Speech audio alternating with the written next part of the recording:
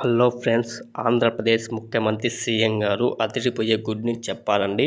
కొత్త రేషన్ కార్డుపై ఆర్డర్ జారీ చేశారు. జూలై 31 అర్ధరాత్రి నుంచి కొత్త రేషన్ కార్డుపై జారీ చేశారండి. అప్లికేషన్ ఆన్లైన్లో పోస్టల్ విడుదల చేశారు. అధికారులకు ఆదేశాలు జారీ చేశారండి. ఈరోజు కీలక మీటింగులో భాగంగా ఆంధ్రప్రదేశ్ ముఖ్యమంత్రి సీఎం గారు అసెంబ్లీలో కొత్త రేషన్ కార్డుపై మాట్లాడారు. వెంటనే కొత్త రేషన్ కార్డు జారీ చేయనట్లు అయితే పథకానికి కొత్త పింఛన్లు పాటు వృద్ధులు, మహిళలకు వీళ్ళందరికీ కొత్త పింఛన్లు అప్లికేషన్ చేసేందుకు వీళ్ళు సిద్ధమవుతున్నారు.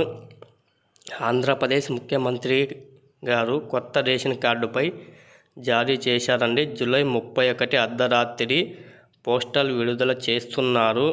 ఎలా అప్లై చేసుకోవాలంటే కొన్ని రూల్స్ విడుదల చేస్తున్నారు. ఎన్నడీ లేని కొన్ని పత్రాలు చెప్పారండి.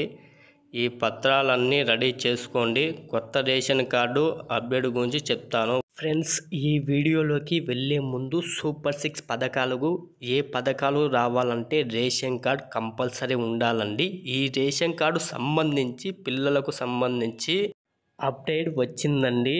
అలాగే వచ్చే రేషన్ మార్పులు చేసుకోవాలని, ఈ రేషన్ మాత్రం యథావిధిగా బియ్యం ఇవ్వడం లేదండి ఫ్రెండ్స్. అంతేకాకుండా ఎప్పటి నుంచో ఎదురు చూసే వంటి పింఛన్ల గురించి డబ్బులు ఈసారి ఎంత పెంచుతున్నారు? ప్రభుత్వం చెప్పుతున్న ప్రకారం 2 పింఛన్లు ఇస్తున్నారు. ఎందుకు ఇస్తున్నారు ఏంటి పూర్తి వివరాలు తెలుసుకుందాం.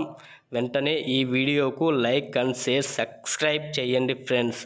ఆంధ్రప్రదేశ్ ముఖ్యమంత్రి సీఎం గారు మొట్టమొదటిసారి పిల్లలకు సంబంధించి విద్యా మిల్స్ పథకానికి మొట్టమొదటిసారి అసెంబ్లీలో మాట్లాడారు.